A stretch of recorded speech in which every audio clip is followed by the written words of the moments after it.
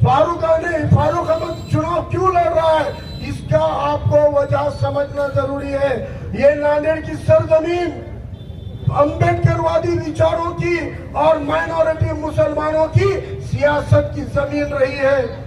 आपको ताज्जुब होगा कि आज 50 साल के नौजवान को, आदमी को भी पूछ लो कि नांदेड़ से कभी तुमने मुसलमानों का एमएलए देखा है, तो वो कहते हैं नहीं, मुसलमान आमदार नहीं बन सकता। आज 40 साल के, 35 साल के, 25 साल के नौजवानों को पूछो कि तुम्हारे नगर सेवक होते हैं, तुम्हारे स्टैंडिंग कमेटी का चेयरमैन होता है, तुम्हारा उप महापौर रहता है, तुम्हारा महापौर रहता है, तुम्हारा आमदार नहीं रहता, तो नौजवानों को लगता है कि मुसलमानों का आमदार नहीं होता। नांदेड़ की तारीख है, आजाद भारत के नांदेड़ में पहला लोकसभा का खासदार इस नांदेड़ में कोई बना था तो एक बौद्ध भाई हरिहर राव सोनू ने इस नांदेड़ का पहला खासदार बना हुआ है। इस नांदेड़ में लगातार 4 चुनाव में, खासदार की 4 चुनाव में 2 नंबर का उम्मीदवार लोकसभा में रिपब्लिकन पार्टी का अम्बेडकरवादी विचारों का रहता था। इसका मतलब आजाद भारत की सरजमीन में अम्बेडकरवादी विचार यहाँ का जिले के अंदर की सियासत की जमीन थी। हमने देखा इस नांदेड़ में कांग्रेस 2 इलेक्शन लगातार हार गई आजाद भारत में। जब कांग्रेस जीत नहीं सकती थी उस वक्त में कांग्रेस को एडवोकेट सैयद फारूक पाशा नाम की शख्सियत की उम्मीदवारी देनी पड़ी और उस वक्त इस आजाद भारत के पहला नांदेड़ का मुस्लिम एमएलए सैयद फारूक पाशा साहब चुनकर आए थे।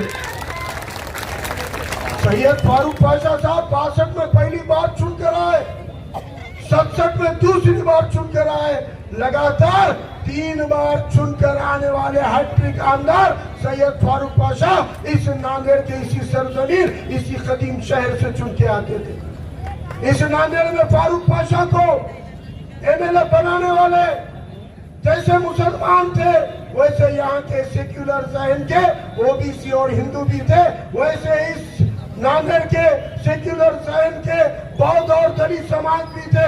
सब समाज ने वोट किया और 1 नहीं, 2 नहीं, 3 बार फारूक पाशा आमदार बने। उसके बाद कांग्रेस के खिलाफ प्रोफेसर नूरुल्लाह खान खड़े रहे, कांग्रेस को हराकर प्रोफेसर नूरुल्लाह खान भी आमदार बने।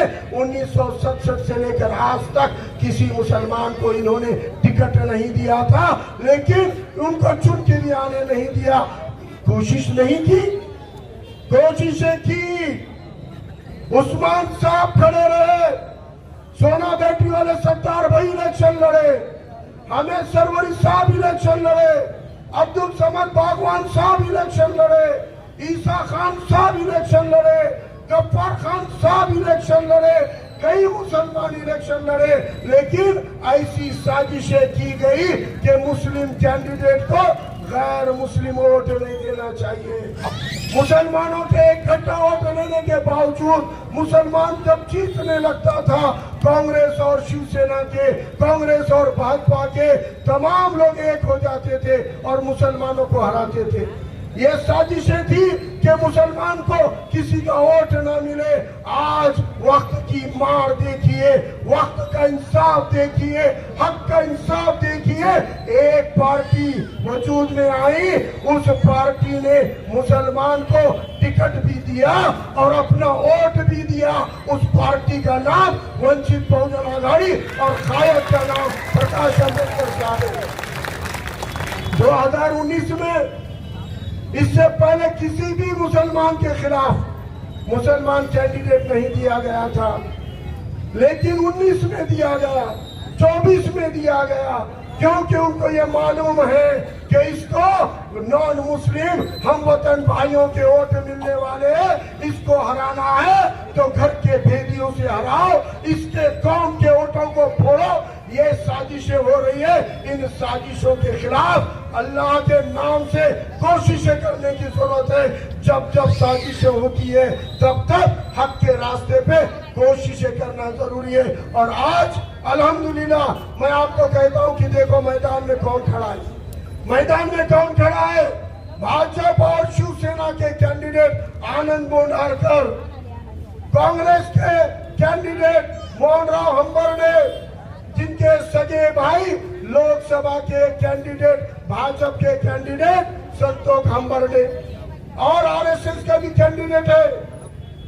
मुस्लिम नौजवानों को आगाह कर रहा हूं, पहली बार भाजपा का कैंडिडेट अलग और आरएसएस का कैंडिडेट अलग है। भाजपा का कैंडिडेट आनंद है तो आरएसएस का कैंडिडेट दिलीप गंडकुर्ते अपक्ष खड़ा रहा हुआ है, उसको आरएसएस का सपोर्ट और ताईद हासिल है, वो आरएसएस का कैंडिडेट है। और वो आप लोगों के वोट पिछले इलेक्शन में ये कहकर लूट कर गया था कि अपक्ष उम्मीदवार है, पहली निशानी चाबी थी, अब सेगड़ी से खड़ा हुआ है। आपके वोटों को बांटने की साजिशों को रोकना पड़ेगा। अगर हमको ऐवान असेंबली में नुमाइंदगी भेजनी है तो हमको साजिश को रोकने की जरूरत है। मुझसे पहले मुकर्रिरीन ने बहुत अच्छे अंदाज में कहा, आज नांदेड़ में अफसोस है मुस्लिम की नुमाइंदगी नहीं है, लेकिन इस बात का ज्यादा अफसोस है कि तुम मुसलमानों को नुमाइंदगी नहीं देते हो, लेकिन मुसलमानों की नुमाइंदगी भी नहीं करते हो। जब भी दहशतगर्दी के नाम पर नांदेड़ में 29 मुस्लिम नौजवानों को दहशतगर्द बोल के जेल में डाल दिया गया, तब कोई आमदार खासदार तुम्हारे हक में खड़ा नहीं हुआ। तब people's campaign against politics of terror का प्रोग्राम लेने के लिए हम आगे बढ़कर यहाँ पे दहशतगर्दी के खिलाफ मुहिम शुरू किए। उस प्रोग्राम का नतीजा है 2013 में प्रोग्राम लिया, उस तारीख से आज तक एक भी मुसलमान को दहशतगर्दी के नाम पर जेल में डालने की हिम्मत ये एटीएस, एनआई और पुलिस की नहीं हुई है। ये होती है बेदार एहतजाज।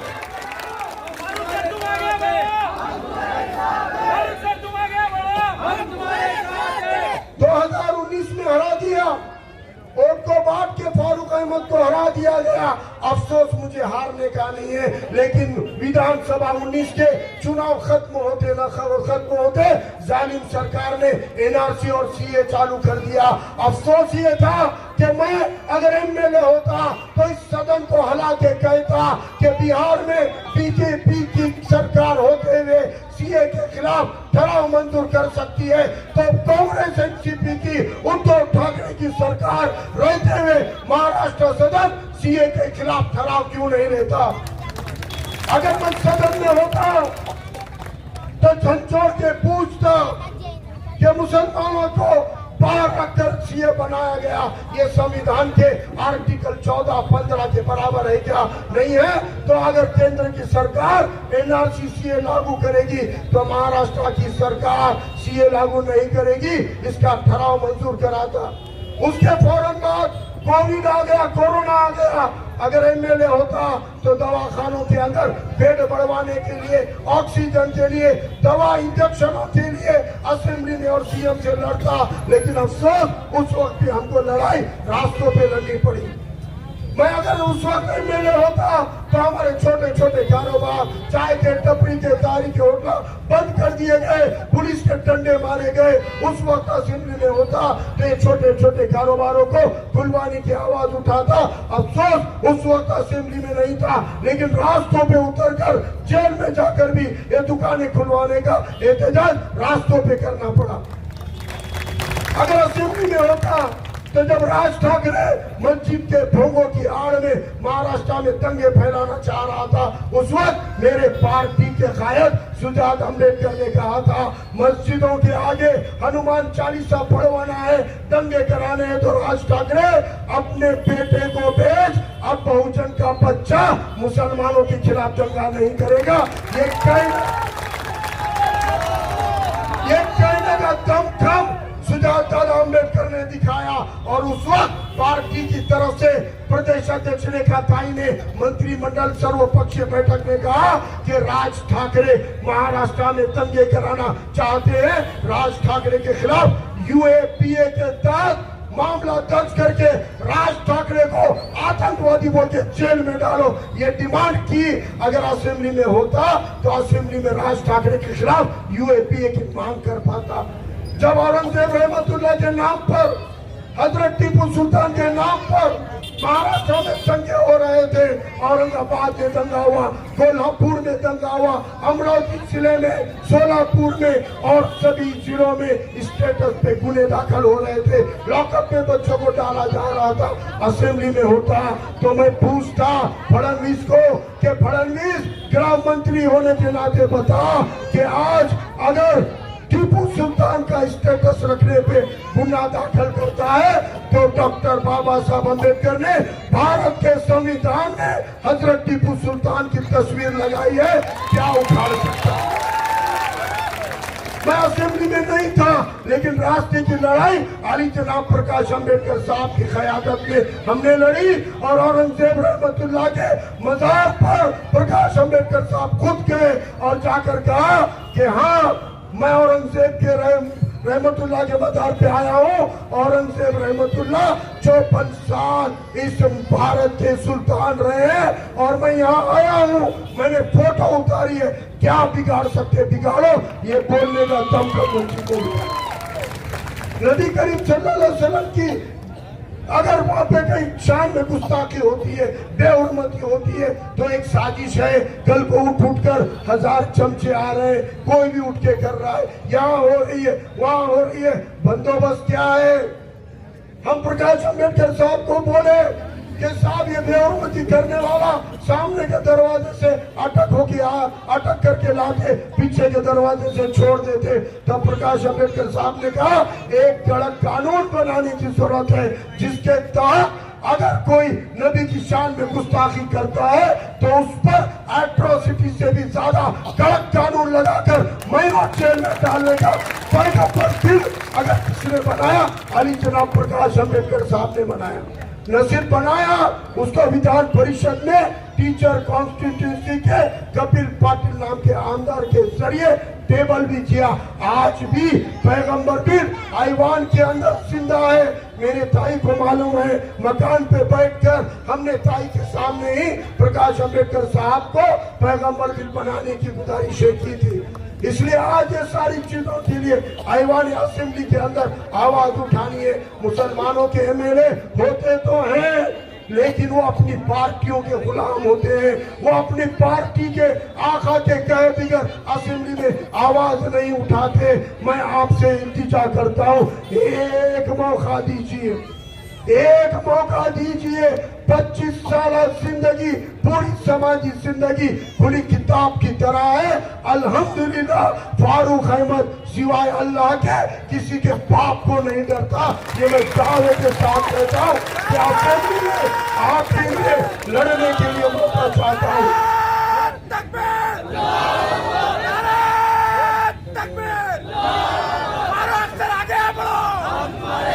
मुझे असेंबली में नुमाइंदगी के लिए आपकी लड़ाई लड़ने के लिए जाना है। मेरी काबिलियत क्या है, मेरा किरदार क्या है, मुझे साबित करने की जरूरत है।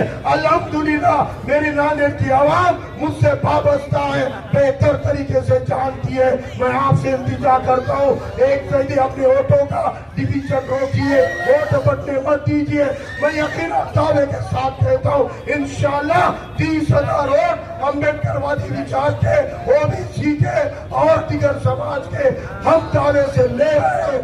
आपके वोटों में डिवीजन को रोककर इंशाल्लाह 47 साल की तारीख को तब्दील करने का मौका इस इलेक्शन में लेंगे। आप तमाम लोगों ने इतनी कसीर तादाद में शिरकत की, आपकी मोहब्बतों को सलाम करता हूँ, अपनी जगह लेता हूँ। अल्लाह हाफिज, जय भीम, खुदा हाफिज।